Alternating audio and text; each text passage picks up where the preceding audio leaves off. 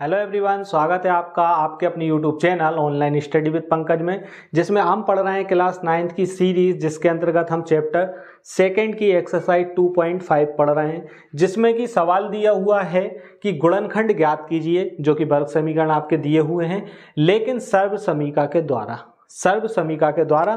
तो इसके लिए आपको 3 सर्व समीकरण याद होना चाहिए। पहली सर्व समीका होती है a प्लस बी का होल स्क्वायर, दूसरी होती है a माइनस बी का होल स्क्वायर, तीसरी होती है a square minus b square.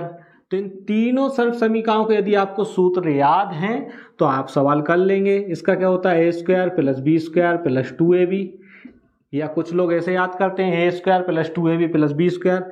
इसका क्या होता है, a square plus b square minus 2ab, और इसका होता है ए प्लस बी और ए माइनस बी।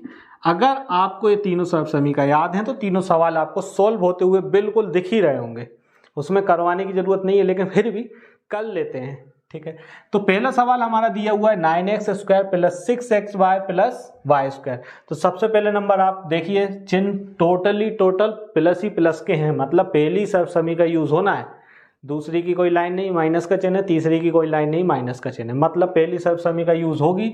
तो इसको ऐसे भागों में हमें तोड़ना रहता है कि a square b square plus 2ab के रूप में हम तोड़ लें, और फिर इसको हम लिख देंगे a प्लस बी का होल स्क्वायर, और गुणनखंड हमारे हो जाएंगे। तो देखिए हम तोड़ते हैं। 9 को हम लिख सकते हैं 3 का square into x square, plus 6 को लिख सकते हैं 2 into 3x into y, plus y को हम वाई स्क्वायर ही लेने देते हैं। तो यहाँ पे हम इसको लिख देंगे 3x का whole square plus 2 into 3x into y plus y square.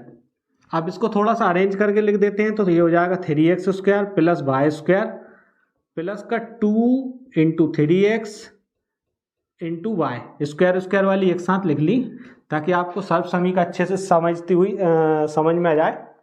अब आपको समझ में आ गया होगा, ये हो गया आपको ए स्क्वायर, ये हो गया बी स्क्वायर। तो a square plus b square plus 2 और ए और ये b दिख गया, समझ गए ना।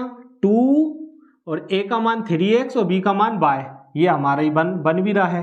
तो इसको हम लिख देंगे 3x प्लस y का होल स्क्वायर, राइट, लिख सकते हैं। a प्लस बी का होल स्क्वायर क्या होता है, a square plus b square plus 2ab। इसको यदि ओपन करोगे आप तो ओपन भी करके देख लीजिए, ए स्क्वायर मतलब 3x square plus b square मतलब y square plus 2ab 3x into Y.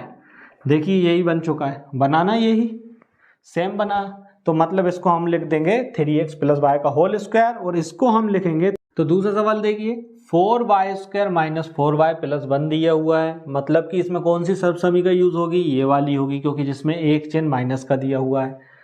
अब इसको तोड़ के लिखिएगा, कैसे लिखेंगे हम, 2 का स्क्वायर लिख सकते हैं 4 को, और यहाँ पे y स्क्वायर है माइनस, ये बड़े बड़े लिख दे रहा हूँ, नहीं आपको दिखेंगे नहीं वीडियो में, 2 इंटू 2y इसको लिख दीजिए प्लस 1 लिख दीजिए, राइट। अब यहाँ पे देखिए 1 का स्क्वायर भी 1 होता है, तो 1 को मैं 1 का स्क्वायर के रूप में लिख ले रहा हूँ।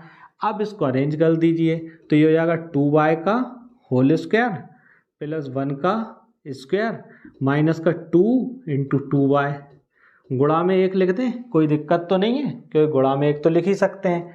तो यहाँ पे आपको सर्व समीकरण बनती हुई नजर आ रही होगी, a माइनस बी का whole square, a square plus b square minus 2ab, a square plus b square minus 2, a का मान 2y और b का मान 1।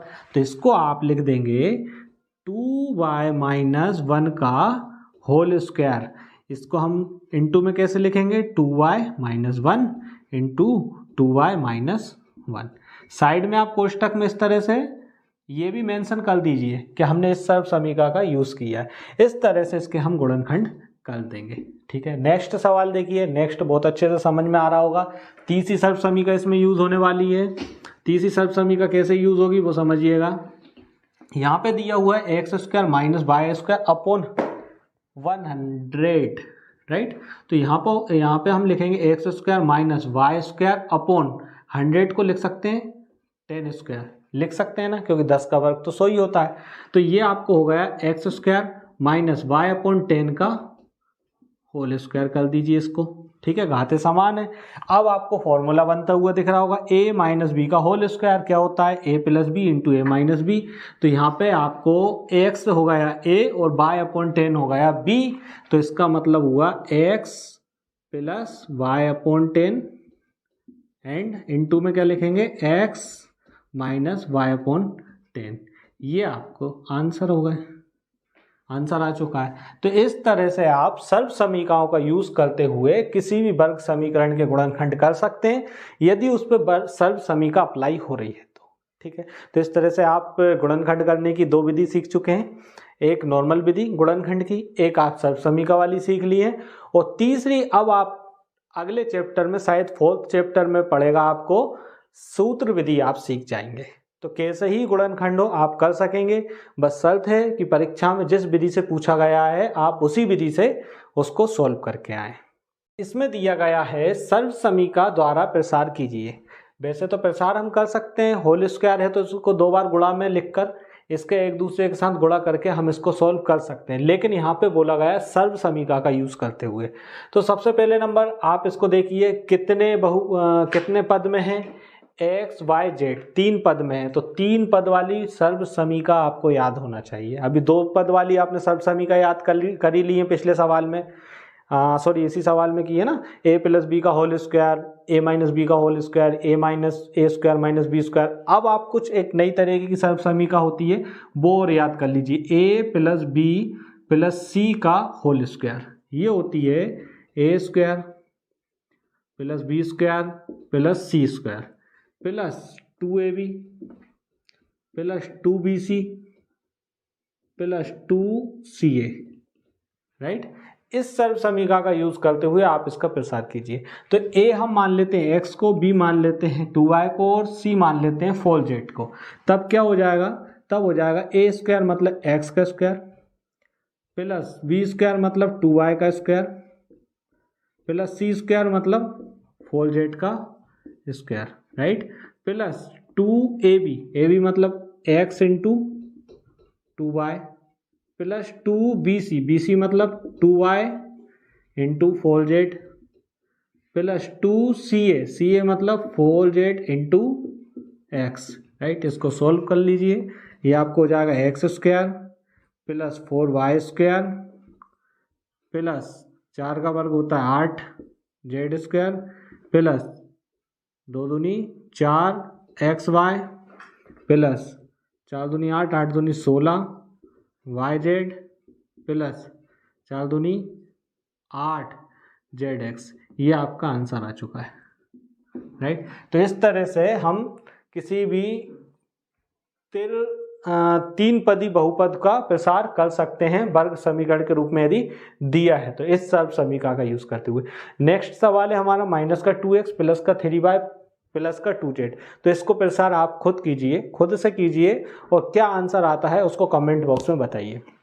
इसमें बस चिन्ह का याद रखना है, माइनस का 2x ये चिन्ह सहित लेना है। जब भी आप चिन्ह सहित लेंगे तो यहाँ पर तो कुछ फर्क नहीं पड़ने वाला, क्योंकि स्क्वायर हो जाएगा तो प्लस ही हो जाना है, लेकिन जहाँ जहाँ a है मतलब ये वाली संख्या और ये वाली संख्या, ये क्या हो जाएगी, माइनस की हो जाएगी, यहाँ पे माइनस हो जाएगा, राइट।